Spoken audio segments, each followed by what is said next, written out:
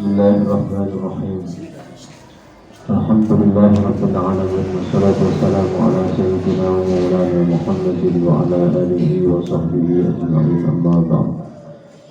Al-Fatihah ila hadrati habibina wa syafi'ina wa qurrati a'yunina sayyidina wa maulana Muhammadin sallallahu alaihi wasallam wa ala alihi wa sahbihi ajma'in, khususan ila rahim شيخنا وربي أرواحنا الشيخ بن الزبير وإلى رحيم مؤلف هذا الكتاب الشيخ محمد بن علي الشافعي السلواني وأشهد إمام العلماء أن الله يغفر لهم ويرحمهم ويعلي درجاتهم في الجنة وينفعنا بأسرارهم وأنوارهم وعلومهم وبركاتهم في الدنيا والآخرة.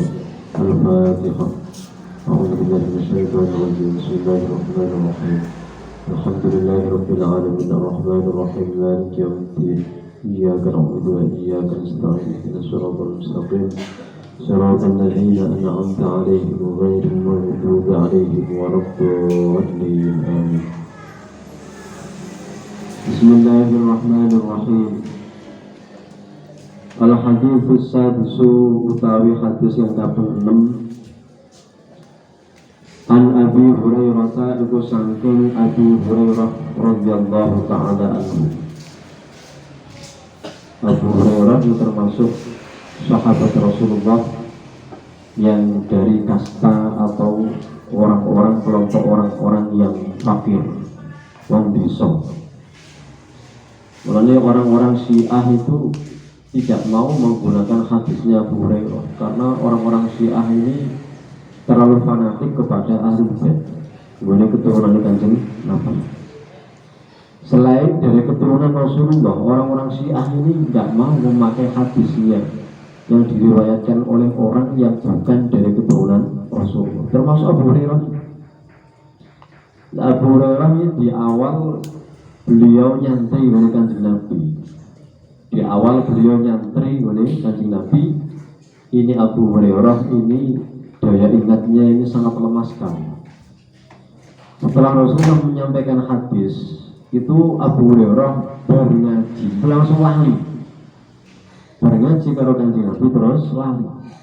Ini yang sering dialami oleh Abu Hurairah, sehingga akhirnya Abu Hurairah itu wadul kalau Kanjeng Nabi, mengeluh oleh Kanjeng Nabi, ya Rasulullah, alangkah lemahnya daya ingatku ya Rasulullah, setiap kali aku mendengar hadis darimu selesai kemudian aku lupa.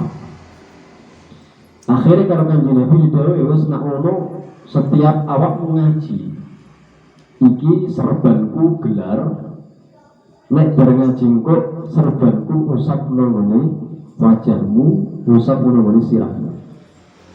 Usapkan di wajahmu, usapkan di kepalamu.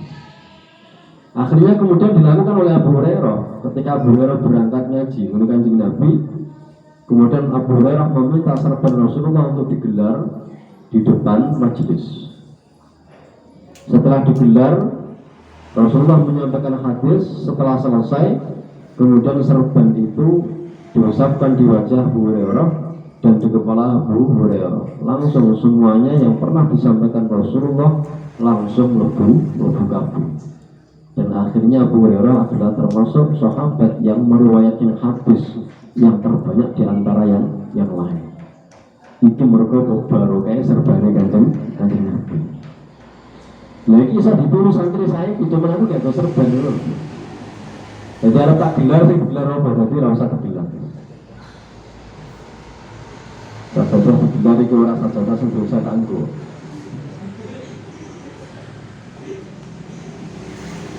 Kala ngendika sapa Abu Hurairah, kala ngendika sapa Rasulullah sallallahu alaihi wasallam, ngendikane Kanjeng Nabi, inna dina sak temene agama, ajaran Islam, yusrun iku gampang,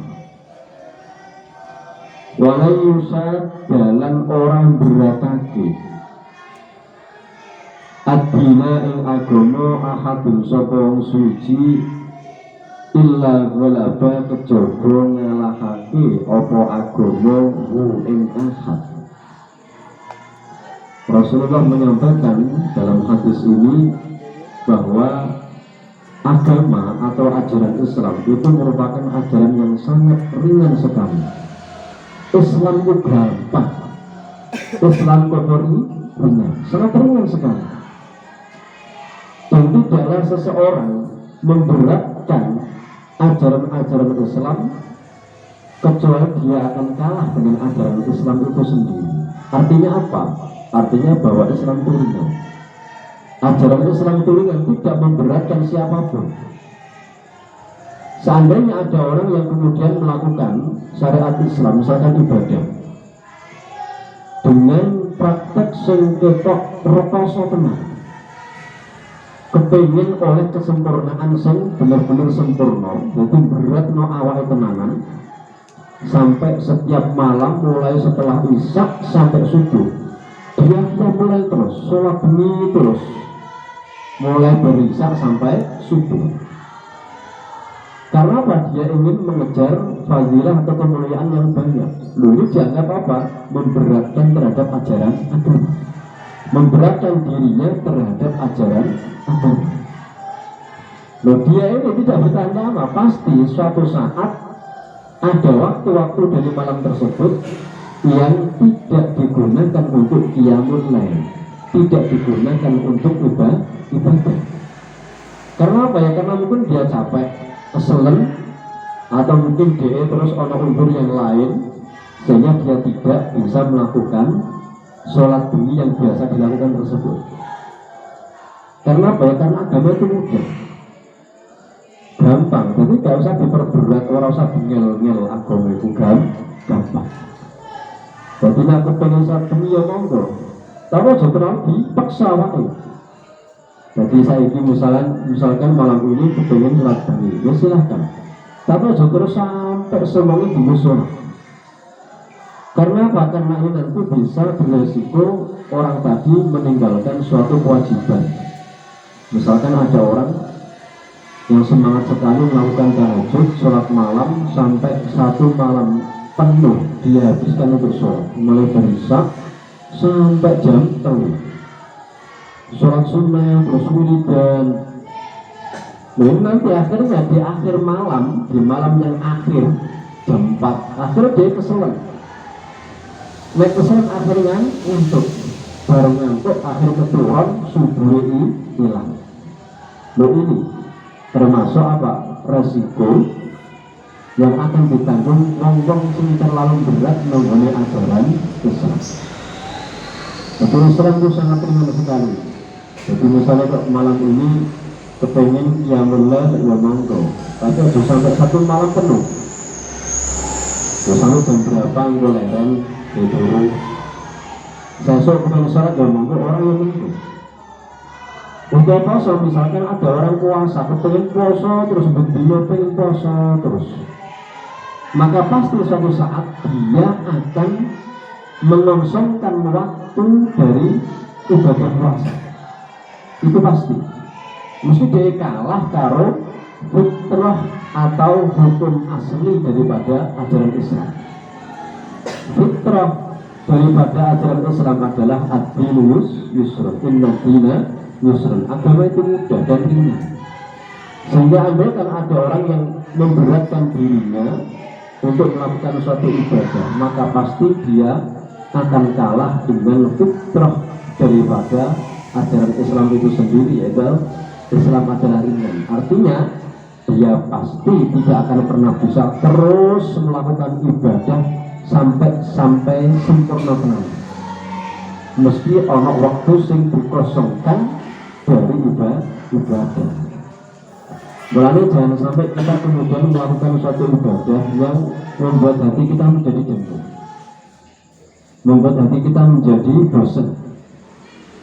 Karena apa ya? Terlalu beratkan awake dipaksa tenanan. Jadi masih ngantuk, dipaksa tenanan sholat dulu. Akhirnya ya awake serkoso tenan, sehingga tidak bisa menikmati ibadah. Kalau ibadah itu apa? Sesuatu yang apa?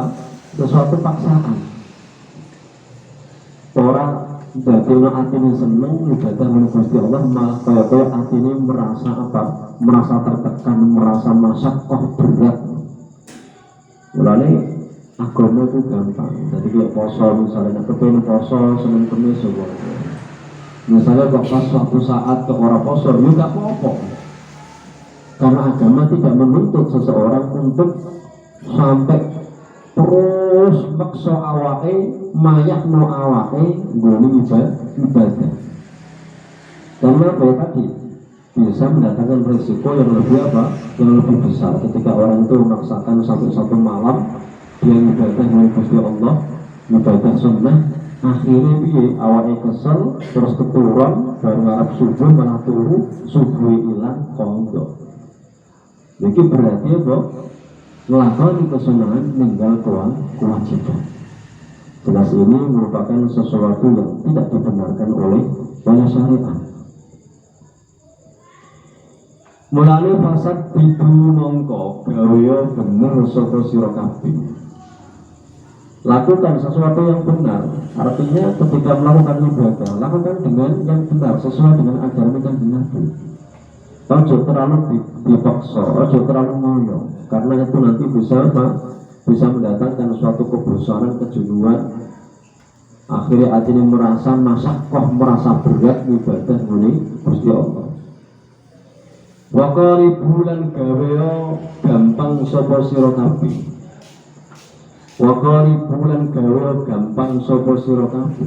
Wis gampang wae kepengin yo monggo, kepengin poso ya poso, agak ya wis. Ini dalam urusan sunnah, tidak pada urusan sesuatu yang wajib. Nek perkara sing wajib ya kudu dilakoni pancene wajib. Ini sasarannya adalah pada sesuatu yang sunnah. Sehingga jangan terlalu memaksakan dirimu untuk melakukan kesunahan-kesunahan yang nanti bisa mengakibatkan kamu meninggalkan suatu kewajiban. Mergo ngamal sing disenengi karo Kanjeng Nabi, ngamal sing disenengi karo Gusti Allah ku ngamal sing mudawamah, ngamal sing langgeng terus sing kontinu. Demikian Kanjeng Nabi, ahabbul a'mal ma dawama alaihi sahibuhu wa in qalla. Jadi ngamal yang paling disenangi Gusti Allah itu ngamal yang senantiasa terus kontinu dilakukan oleh pelakunya, meskipun sedikit, meskipun sidik. Terus sampai musadu setiap malam sholat cuma 2 rakaat, sholat sunnah cuma 2 rakaat, tapi terus setiap malam sampai lakukan. Loh, ini lebih bagus dibanding kamu satu malam penuh mulai baru isya sampai jam 2 menggunakan sholat sunnah terus. Kemudian saya esok prai turu selengi, terus saya esok turu selengi mereka sholat mergo merasa payah awake, merasa kesel, jenuh, merasa masakoh. Jadi sing apik itu apa sing kontinu, sing terus menerus dilakukan meskipun tersidik. Mulane aja sampai memaksakan awake nggone ibadah yang nanti bisa mendatangkan masakoh, bahkan bisa mendatangkan akibat meninggalkan suatu kewajiban. Wa absyiru lan bunga sira kabeh. Seneng wae, dadi nglakoni ibadah itu seneng wae ati. Jadi atine sing seneng nalika nglakoni ibadah. Lho kok sampai ana wong nglakoni ibadah hatinya merasa terpaksa, merasa masakoh, ya tadi terlalu memberatkan awak, memaksa dirinya untuk bisa melakukan ibadah sampai sempurna mungkin. Dan syariat tidak menganjurkan seperti itu, tidak memerintahkan seperti itu. Mengenai Kanjeng Nabi dalam hadis yang lain, Rasulullah mengatakan bahwa ketika aku memerintahkan, idza amartukum bi syai'in, ketika aku memerintahkan kepada kalian sesuatu, maka lakukan fa'malu mastata'tum au kama, maka lakukan semampu. Ketika aku memerintahkan kepada kalian suatu ibadah, maka lakukan semampumu. Lakoni mampu, tidak mampu ya salah apa-apa. Mergo Islam itu sangat ringan sekali, tidak memberatkan umatnya.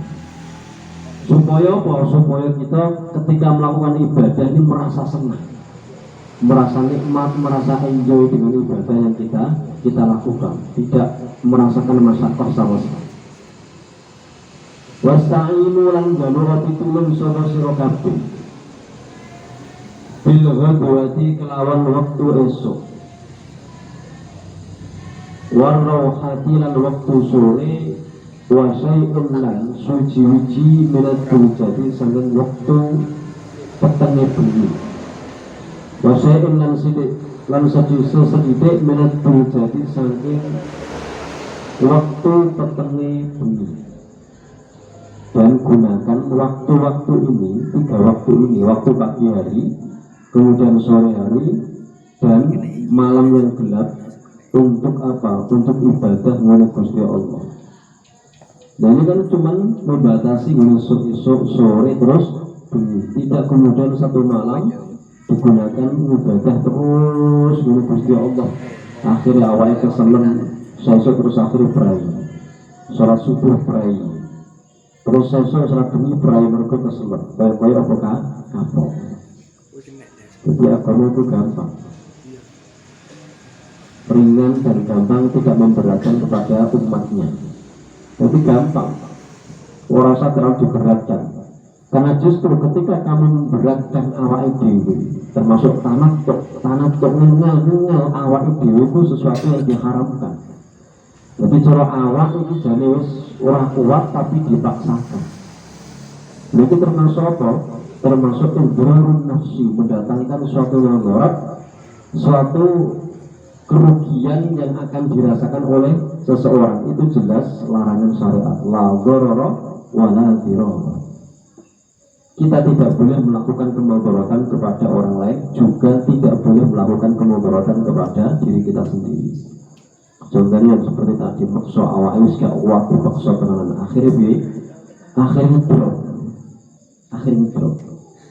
Bahkan misalkan ada orang puasa yang seharusnya dia itu diperbolehkan untuk tidak puasa karena dia sakit, dia memaksa dirinya itu tetap puasa padahal awak itu gak kuat mergawa Allah. Ini kan dalam syariat, ini kan memberi keringanan, memberi rukhsah, memberi keringanan untuk orang yang sakit ini bisa tidak puasa. Ternyata dia memaksa, awalnya sudah kuat kalau tenangan, akhirnya dipaksa tetap poso, terus mati. Justru dia mati dalam keadaan melakukan maksiat. Karena apa? Karena dia melakukan sesuatu yang bisa mendatangkan atau menyebabkan kematiannya. Yaitu memaksa awalnya poso ketika awalnya benar-benar orang kuat. As-sabi'u utaikan kaping 7. An Ibnu Abbas itu diriwayatake saking Ibnu Abbas radhiyallahu anhu. Ibnu Abbas itu berarti mesanane Kanjeng Nabi. Mergo Abbas itu pamane Kanjeng Nabi, Ibnu Abbas berarti ya mesanane Kanjeng Nabi.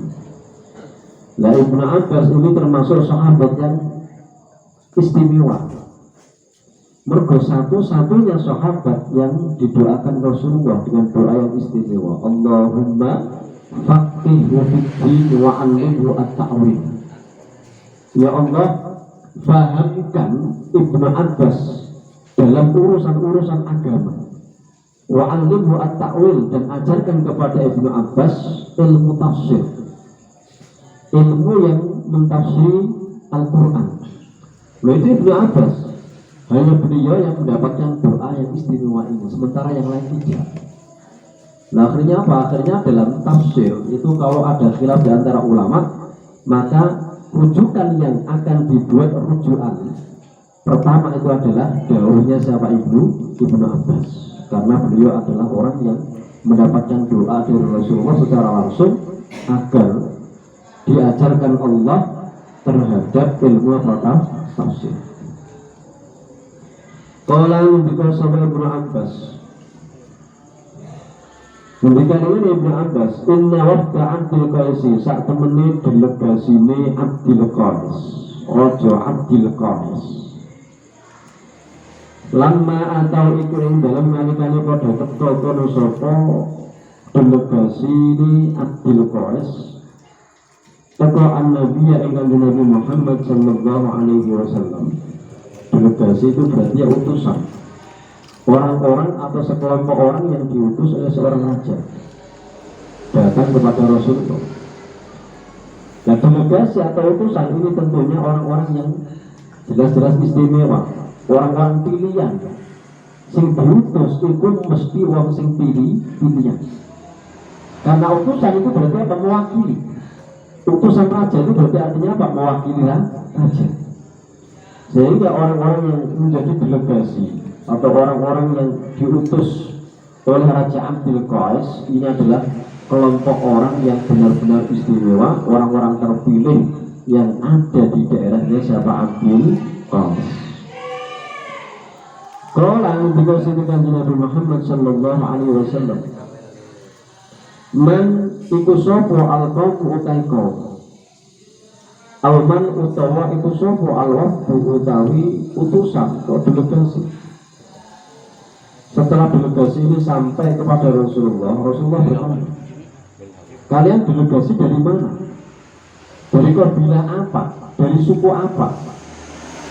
Kalau pada jawab sapa al-wafdu, delegasi jawab Rabi'atu. Wahai Rasulullah, kami adalah delegasi atau orang-orang yang dikirim dari kabilah Rabi'ah. Kalau ngendika sinten Kanjeng Nabi, marhaban bil qaumi au bil wafdi. Marhaban kelawan penghormatan. Marhaban kelawan penghormatan bil qaumi kelawan kaum au bil wafdi atau kelawan delegasi. Jadi au di sini menunjukkan rawinya Ibnu Abbas ini ragu apakah Rasulullah itu dawuhnya bil qaumi atau bil wafdi, sehingga ditampilkan semuanya, ibaratnya ditampilkan semuanya, bil qaumi juga bil wafdi. Ini menunjukkan keraguan-raguan dari Ibnu Abbas tentang dawuh yang disampaikan Rasulullah dalam hadis ini, iki bil qaumi tah bil wafdi. Akhirnya ditekakno kabeh bil qaumi kelawan kaum, au bil wafdi utawa kelawan delegasi. Ghaira khazaya hale ora rugi, ora asor. Ghaira khazaya hale ora asor wala nadamalan ora ketut. Artinya ini, ketika delegasi yang dikirim oleh Raja Abdul Qais datang kepada Rasulullah, ini ditanya oleh Rasulullah, karena Rasulullah itu tinggal di Madinah. Sementara delegasi ini adalah orang-orang yang tinggal jauh dari apa? Dari Madinah. Waktu sangka Madinah. Mereka datang ke Madinah untuk menemui Rasulullah. Sampai di Madinah akhirnya kan Nabi takon, kalian utusan atau delegasi dari mana? Dari kabilah apa? Terus akhirnya jawab, kami adalah utusan atau delegasi dari kabilah Rabi'ah. Akhirnya Nabi menyambut mereka dengan sambutan yang apa? Yang istimewa, marhaban bil qaumi aw bil wafdi ghairu khazaya wala nadam. Selamat datang wahai kaum, wahai kelompok, wahai delegasi yang kalian datang ke sini tanpa ada paksaan sedikit pun dari orang-orang musuh. Jadi kelompok ini, delegasi ini datang ke Madinah ini untuk apa? Mendeklarasikan bahwa mereka adalah orang-orang yang mengikuti ajaran Rasulullah, orang-orang yang mengikuti syariat Kanjeng Nabi tanpa ada paksaan. Itu teko dhewe, tanpa ada paksaan diperangi dhisik ya ora, atau diancam dulu kalau Kanjeng Nabi, tidak, tapi mereka dengan sukarela datang ke Madinah untuk mendeklarasikan, untuk mengikrarkan di hadapan Rasulullah bahwa mereka adalah orang-orang yang mengikuti ajaran Rasulullah, orang-orang yang sudah masuk Islam. Akhirnya sambutan Kanjeng Nabi seperti itu, selamat datang wahai kaum yang datang ke sini tanpa ada paksaan, datang ke sini dengan sukarela, tanpa dipaksa dengan peperangan yang mengakibatkan kalian bisa menjadi seseorang yang rendah, dan tanpa paksaan, tanpa peperangan yang bisa mengakibatkan kalian menjadi orang-orang yang menyesat. Jadi itu karpe dewi. Akhirnya sambutan Kanjeng Nabi ya sambutan istimewa. Bakal menuli padha matur kono sapa al-wafdu. Waktu zaman Kanjeng Nabi, ini orang-orang kafir ini diberi pilihan. Mereka mau Islam tanpa harus perang atau perang.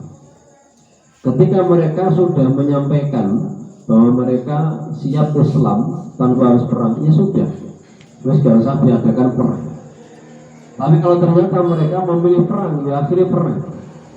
Sementara delegasi-delegasi ini tanpa ada paksaan sedikit pun sangka Kanjeng Nabi, mereka datang dengan sukarela untuk apa? Mengikrarkan bahwa mereka adalah orang-orang yang sudah mengikuti ajaran Rasulullah. Sehingga mereka tidak menjadi orang-orang yang hina karena kalah perang, atau orang-orang yang menyesal mergo terbunuh di dalam peperangan melawan Kanjeng Nabi. Akhirnya mereka selamat. Dari dua hal ini mereka selamat, yaitu dari kehinaan atau penyesalan. Kelompok ini selamat dari dua perkara ini. Mergo teko Kanjeng Nabi dengan sukarela tanpa ada paksaan. Faqalu li padhawatur kulo sapa al-wafdu ya Rasulullah, utusan Gusti Allah. Dan mereka memanggil Rasulullah dengan panggilan ya Rasulullah. Ini menunjukkan bahwa sebelum mereka sampai di Madinah itu sebetulnya mereka sudah Islam.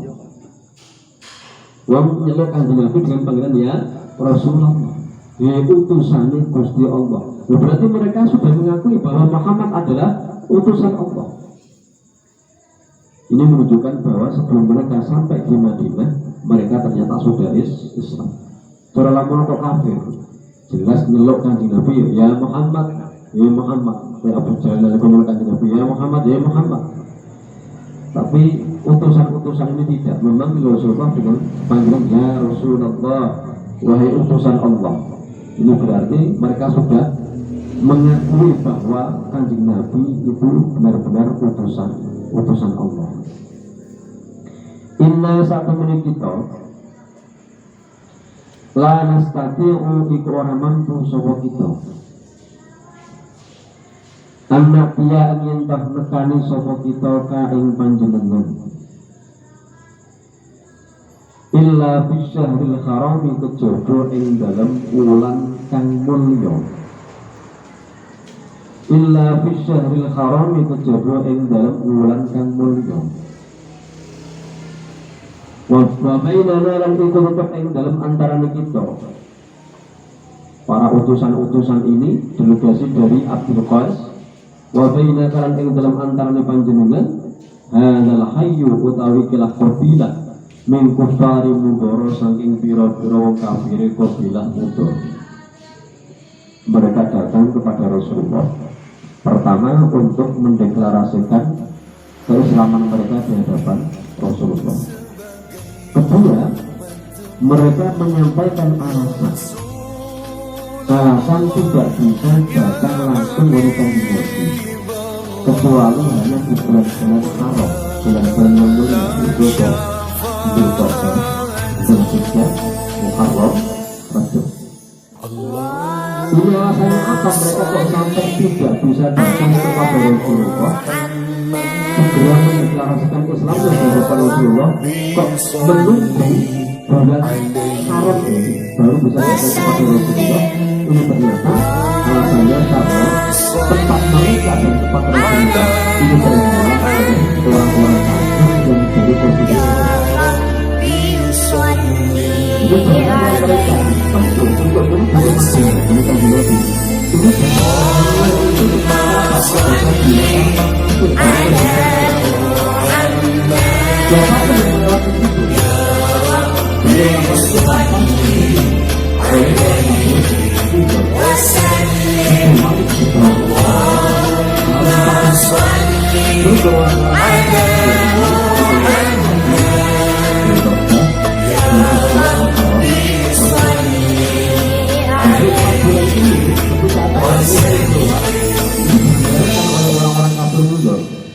tidak mau membunuhnya. Karena apa?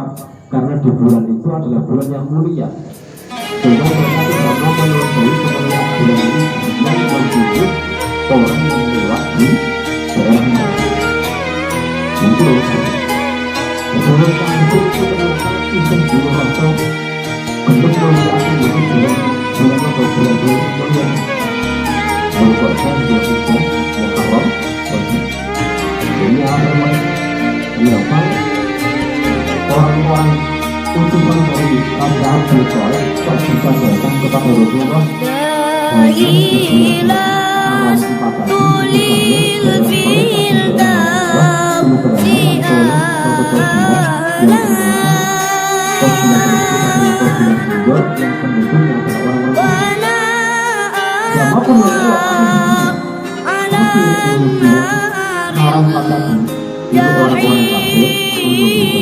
siapa saja yang lewat di daerah itu tidak dibunuh karena orang-orang itu memiliki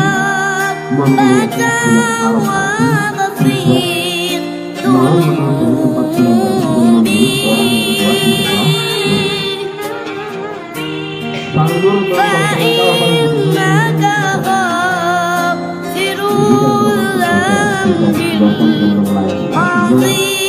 dari orang yang tidak bisa mengikuti suatu mendesak itu harus doa yang bisa disampaikan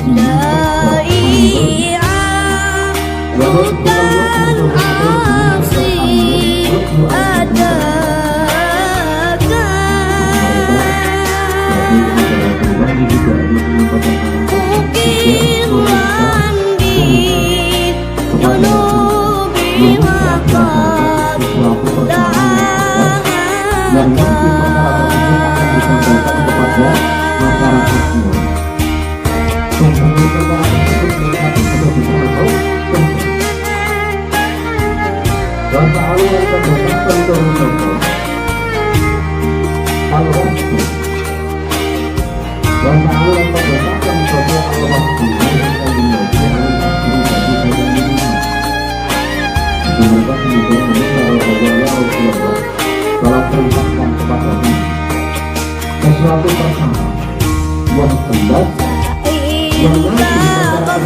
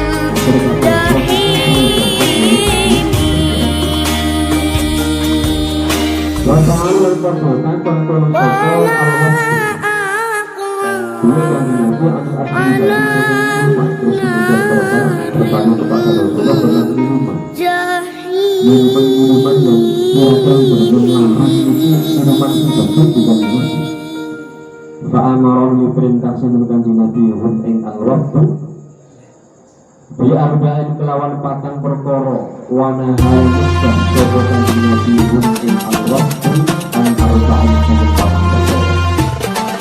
Kemudian Rasulullah menjelaskan 4 hal dan menyampaikan beberapa kalau patang perkara itu kalau patang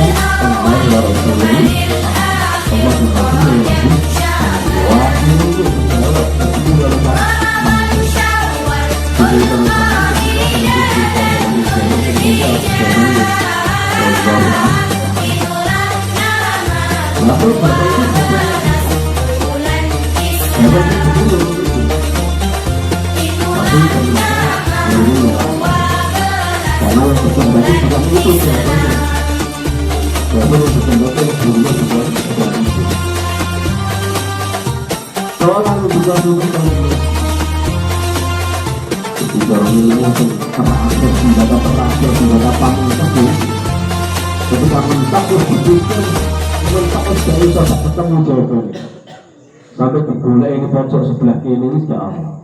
Ngarep ya gak apa? Sebelah kiri ya gak apa? Wes entek gampang kilo wes entek. Nanti jawabannya apa? Akhirnya jawaban terakhir dan merupakan senjata pamungkas itu wallahu a'lam bishawab. Qala juga sunnah Nabi syahadatu an la ilaha illallah yaitu mutsani syahadatu an yaitu mutsani tak benar kelakuan La ilaha itu orang anu jenis penyanyi hak disembah itu wujud illallah kecuali pada Allah. Wa anna Muhammadan man sa'atun Nabi Muhammad Rasulullah itu utusan Allah. Ini merupakan isi daripada iman.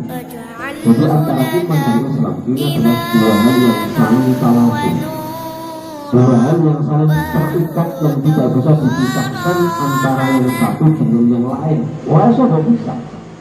Kalau sampai gak bisa, jadi munafik. Terus kalau munafik itu langsung ngaku Islam, saling mereka tidak punya iman. Kalau ngaku Islam, tapi Islamnya orang kemana? Kalau sebagai orang kemana? Itu munafik. Sehingga antara iman dan Islam ini ada dua hal yang talazum, yang saling terikat, tidak bisa dipisahkan. Jangan sampai dipisahkan.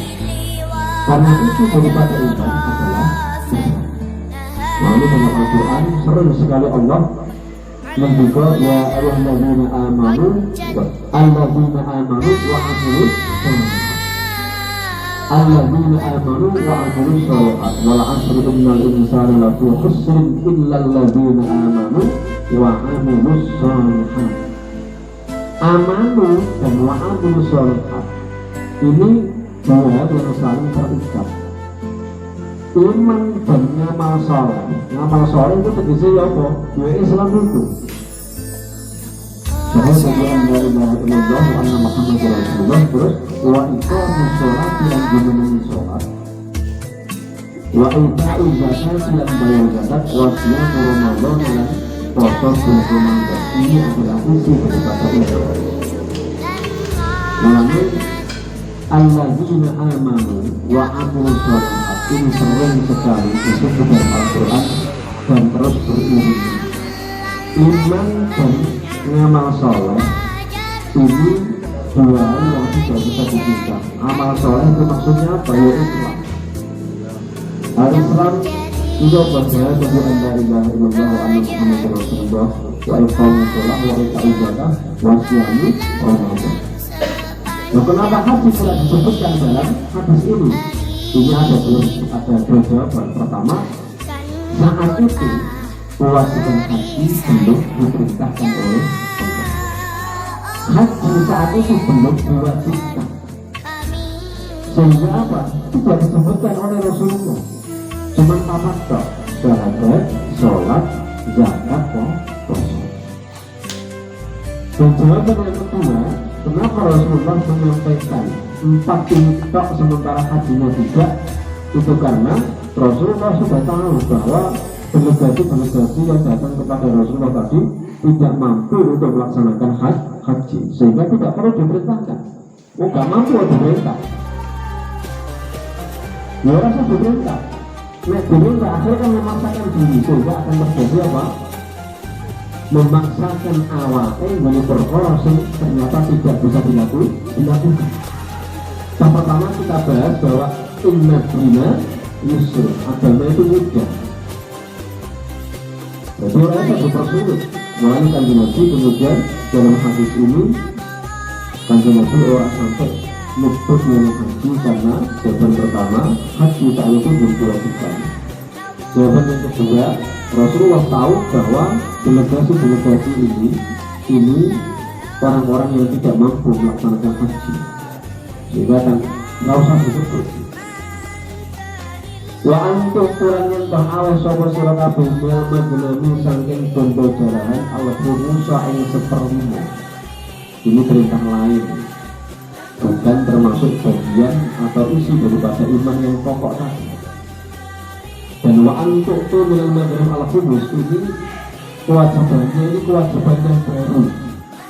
Sementara 4 tadi kewajibannya kan di awal Islam sudah diwajibkan. Karena Islam itu harus apa? Syahadatu an la ilaha illallah wa anna Muhammadar Rasulullah. Terus sholat, terus zakat, terus puasa. Ini yang pokok. Sementara wa antum minal maghnam al-khudus, kalian harus membagi harta jarahan menjadi apa? Seperlima. Ini adalah perintah yang baru diterima oleh Rasulullah dan disampaikan kepada delegasi-delegasi ini. sehingga ini bukan termasuk bagian daripada isi iman yang pertama tadi. Wa nahala nikah sinten Kanjeng Nabi ing al-wahda an arba'in saking patang perkara, dan Rasulullah dalam kesempatan itu juga mencegah 4 perkara yang jangan sampai dilakukan oleh mereka, oleh al-ordu atau delegasi yang datang dari Raja Abdul Qais. Al-khantami rupane saking wadah guci ijo, wadah guci yang terbuat saka bahan keramik itu apa jenenge guci. Tapi Rasulullah ini mencegah nek ngombe ojo nganggo wadah guci sing warnane ijo. Karena apa? Karena wadah-wadah seperti ini bisa mempengaruhi air yang ada di dalamnya. Jadi ternyata ini larangan Rasulullah ini mengarah kepada apa? Peresan anggur yang kemudian dimasukkan ke dalam wadah guci itu. Karena peresan anggur yang disimpan di wadah-wadah guci itu nanti akan cepat berubah menjadi apa? Muskil. Berubah menjadi sesuatu yang bisa menghilangkan akal ketika diminum. Jadi memendem. Mulanya bila pada sampai meres peresan anggur terus diwadahi guni guci hijau, mergo iku kok peresan anggur ini akan cepat sekali berubah menjadi khamar, berubah menjadi muskil, perkara sing mendemi. Jadi awet lama. Waktu ba'i lan wadah saking labu kang manis, labu sing garing terus digawa wadah. Ngerti labu sing warnane oranye ya. Sing warnane oranye ini ketika dikeringkan kok digawa wadah peresan anggur. Ini nanti peresan anggur ini akan cepat berubah menjadi muskil. Kalau Kanjeng Nabi gak oleh. Mergo akhirnya khawatir nak orang ngerti perkara itu jadi muskil sementara diombe. Akhirnya kan ya haram. Wal muzaf wan nakiri lan wadah saking gelubung kurma, batang kurma. Wan nakiri lan wadah saking batang kurma. Wadah yang dibuat dari batang kurma ini juga tidak bisa tahan lama untuk menyimpan peresan anggur.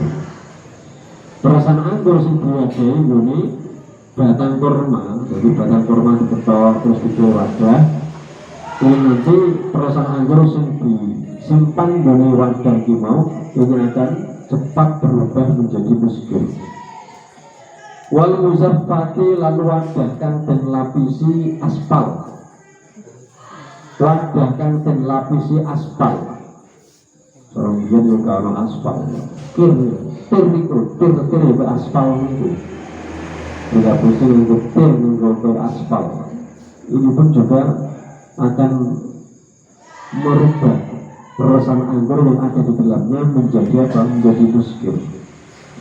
Walaupun kalau terkadang ketika sementara Nabi al-Muqayyam ini pun juga menunjukkan syak benar rawi. Jadi rawinya ini ragu Kanjeng Nabi ketika ini muzaffat tah Muqayyam. Akhirnya disebut Nabi. Walaupun kalau terkadang ketika sementara Nabi al-Muqayyam wadah kang den lapisi sangka aspal sama dengan al-muzaffat. Wakil dalam ketika sementara Nabi setelah Rasulullah menyampaikan 4 hal, memerintahkan 4 hal dan melarang 4 hal, kan Nabi terus ngendika ihfazu ngreksa sira kabeh. Ihfazu ngreksa sira kabeh hunna ing arba' wa akhbiru lan nyeritakno sira kabeh bihinna kelawan arba' 4 perkara mau. Cerita noman ing wong waro akun kang tetep ing dalam sakmburi sira kabeh. Terus Kanjeng Nabi memberikan wasiat, memberikan pesan kepada mereka, jaga tenanan apa sing tak perintah lan apa sing tak larang. Kemudian sampaikan berita ini, sampaikan ajaran ini kepada orang-orang yang tidak ikut datang ke sini. orang-orang yang ada di daerah kamu yang tidak ikut datang ke sini, agar mereka juga tahu tentang ilmu ini. Jadi termasuk perintah Kanjeng Nabi. Artinya ketika kita datang ke pesantren, ini pondok, kemudian kita menetap di sana, kita ngaji di sana, setelah itu kita pulang dengan membawa ilmu yang kita dapat dari pondok tadi. Ini harus apa? Harus kita jaga ilmu tadi dan kita sampaikan kepada masyarakat. Ojo sampai di situ dulu. Mulai anu santri menikah pondok terus kamar terus orang gelem metu-metu, jamaah anu masjid orang gelem. Serawung karo kanca-kancane ora gelem. Serawung karo masyarakat ora gelem kamar terus. Bahaya ini. Iso-iso akhirnya dicurigai lagi jangan-jangan merakit bom ini, anak B.A. Rozi. Padahal lulusan sekolah pesantren sarang langsung sadar kok terus merakit bom ini ajaran iso jelas rawol. Masalah sarang orang sing ngajar merakit bom rawol. Lha bocah iki berkesalahan kok. Mulai bom kok nang di rumah lah. Jamaah nang masjid ora tahu, sok bom tidak tahu. Serawung karo masyarakat ora tahu, jelas itu salah. Tapi ketika pulang dari pondok, mulai ini harus apa? Membawa amanat yang seperti ini, jaga ilmu-ilmu yang kamu dapat dari pesantren tadi, dari guru-guru tadi, kemudian sampaikan ilmu itu kepada man wara'akum, kepada orang-orang yang di belakang kamu yang tidak ikut datang ke pondok ngaji bersama kamu. Agar apa? Agar mereka juga tahu tentang ilmu agama. Agar mereka juga bisa mengetahui cara menyembah Allah seperti apa caranya. Ini kudune kita yang menyampaikan, kita orang-orang yang paham dengan ilmu ini, yang datang dari pesantren yang harus menyampaikan ilmu tentang seperti ini. Walane kudune ngono, jadi ketika datang dari pondok mereka pondok ini paling tidak melok khidmah mulang gone lembaga pendidikan Islam. Baik menurut TPA, kita media, ini termasuk bukti bahwa kita ini sudah melakukan amanah yang pernah disampaikan Rasulullah kepada delegasi Raja Abdul Qasim. As-Samin an Abi Mas'ud radhiyallahu anhu wallahu a'lam bissawab. Al-Fatihah. Bismillahirrahmanirrahim. Alhamdulillah rabbil alamin arrahmanir rahim. Iyyaka na'budu wa iyyaka nasta'in. Shiratal mustaqim. Shiratal ladzina an'amta 'alaihim ghairil maghdubi 'alaihim waladdallin. Subhanakallahumma wa bihamdika asyhadu an la ilaha illa anta astaghfiruka wa atubu ilaik. Assalamualaikum warahmatullahi wabarakatuh.